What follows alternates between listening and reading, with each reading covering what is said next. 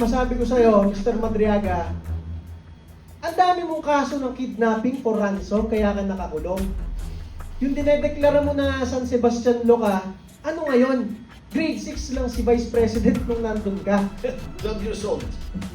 So yung lahat ng claims mo ngayon, alam namin, either inventong-invento mo o pinipressure ka para i-file mo yan sa ombudsman na final mo nung isang araw, lahat yung kalokohan, tang-ina mo.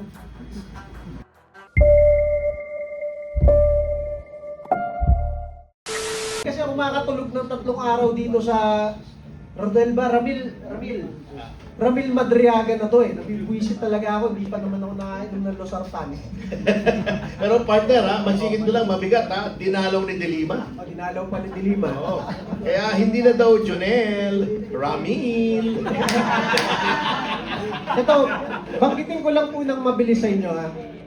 Kami sa Duterte Youth Party List, more than 10 years na namin kasama si Mayor Sara Duterte, Mayor Rodrigo Duterte, Vice President Sara Duterte, Pangulong Rodrigo Duterte.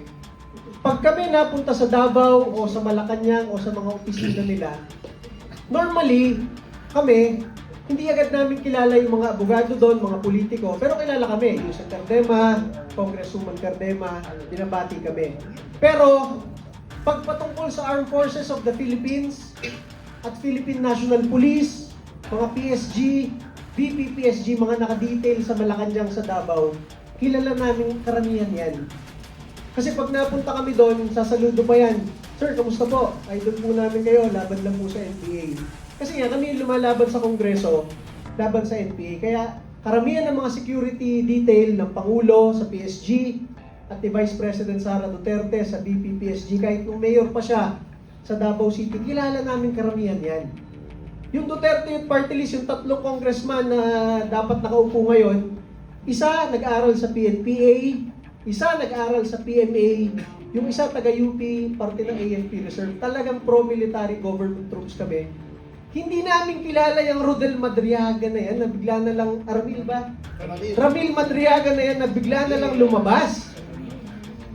Tinawagan agad namin yung mga members ng Duterte family.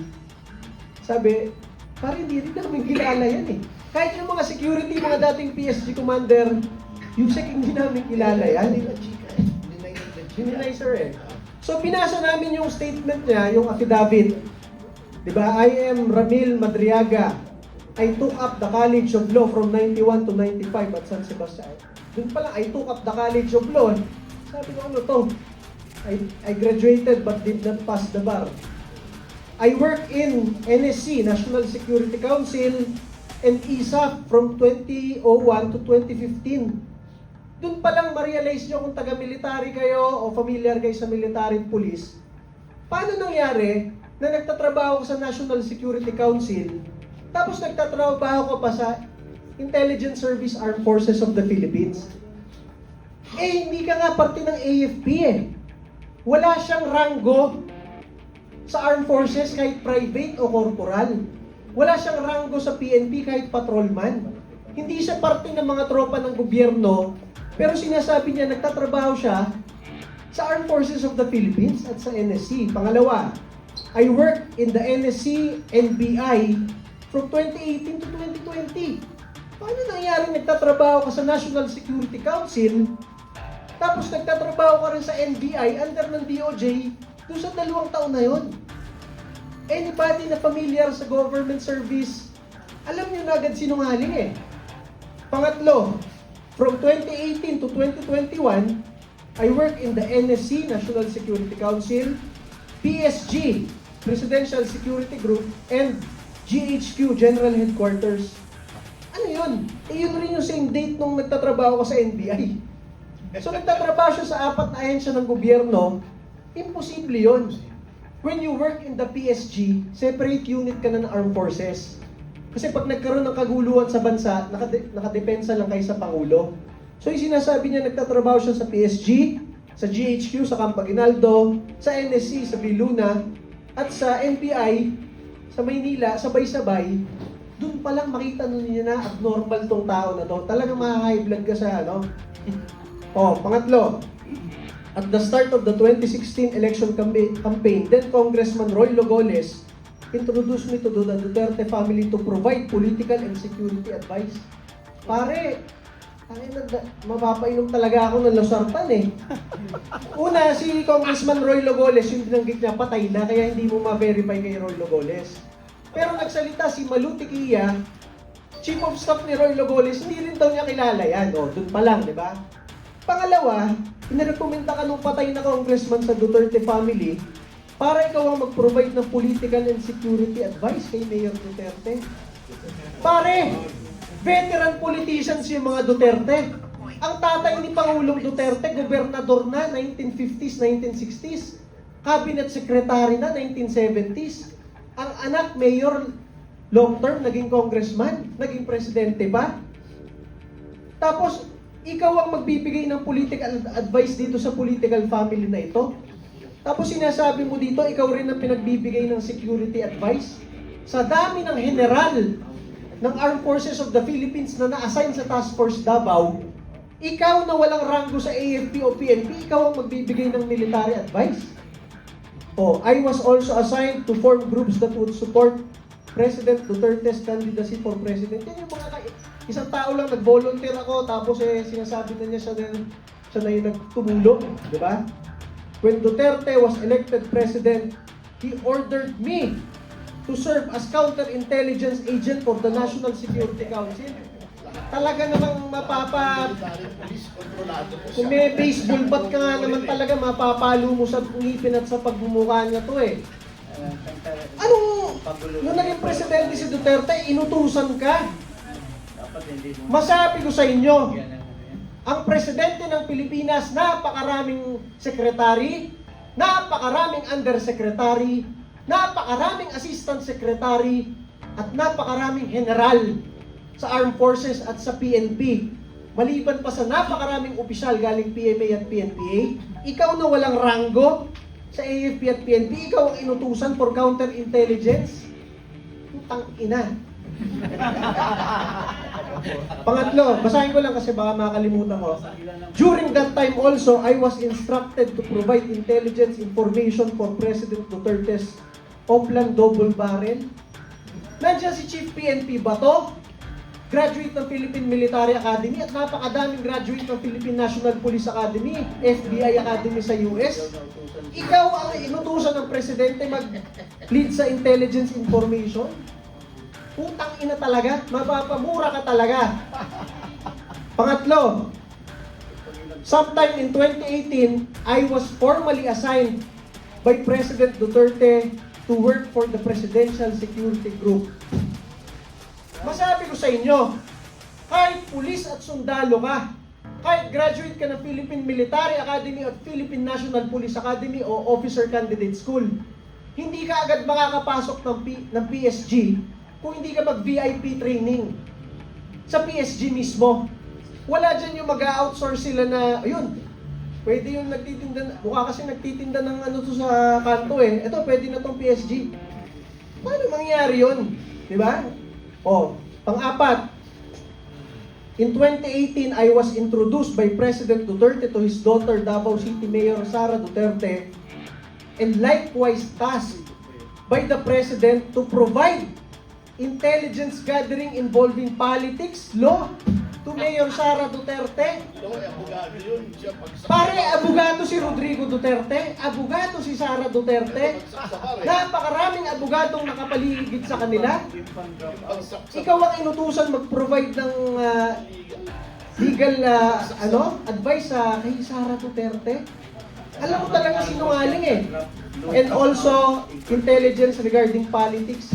Ikaw na hindi pa nananalo kahit barangay chairman, ikaw ang magpo-provide ng political advice sa mga veteran politicians, mga Duterte. Ito, bilisan ko na lang po ha.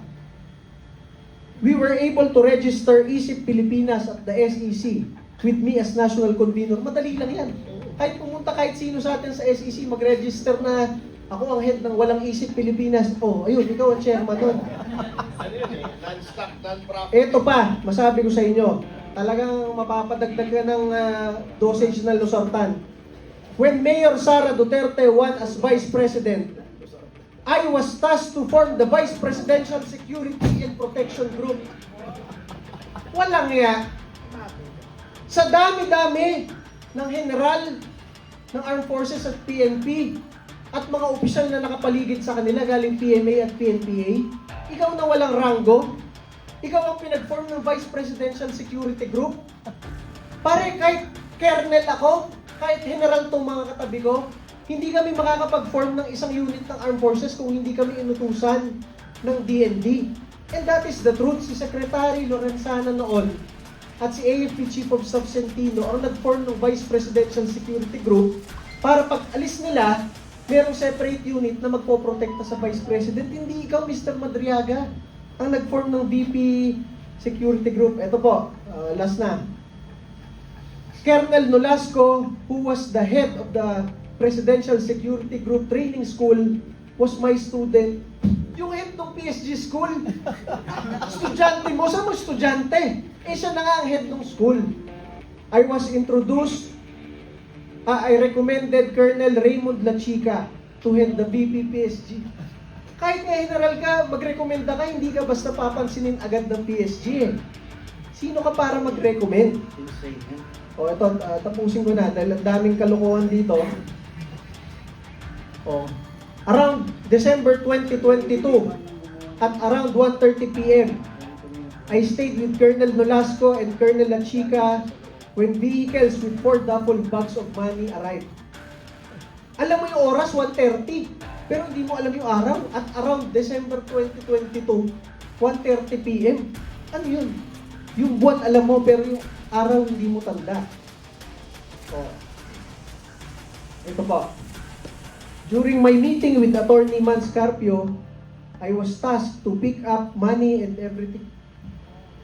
Masabi ko sa inyo, for the longest time since Vice Mayor si Sara Duterte, Mayor at Vice President, hindi nagsasama ng staff member si Attorney Mans Carpio at si VP Sara para walang conflict of interest. Private sector lang si Attorney Mans and si VP Sara kahit Vice Mayor pa lang, iba yung staff niya. Kaya kung sinasabi mo, pinagkakatiwalaan ka ng Pangulong Duterte, tapos staff ka ni Sara Duterte, inuutusan ka ng asawa, definitely alam sa Davao at sa Malacanang na hindi totoo yun. Lastly, ito na lang ang sabihin ko sa inyo.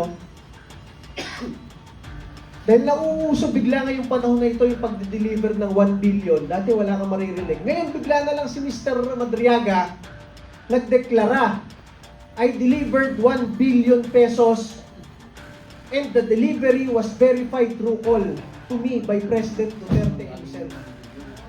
Sa tagal po namin sa Malacanang bilang Undersecretary, Assistant Secretary, pamilya namin naging kongresista, at sa dami ng pagre-report namin sa Davao at sa Malacanang, si Pangulong Duterte po, inuutos lamang niya kina Secretary Bongo at sa PMS, pag merong tatawagan na cabinet secretary, kongresista at mga opisyal ng armed forces, Bong, patawagan si sabihan ganon.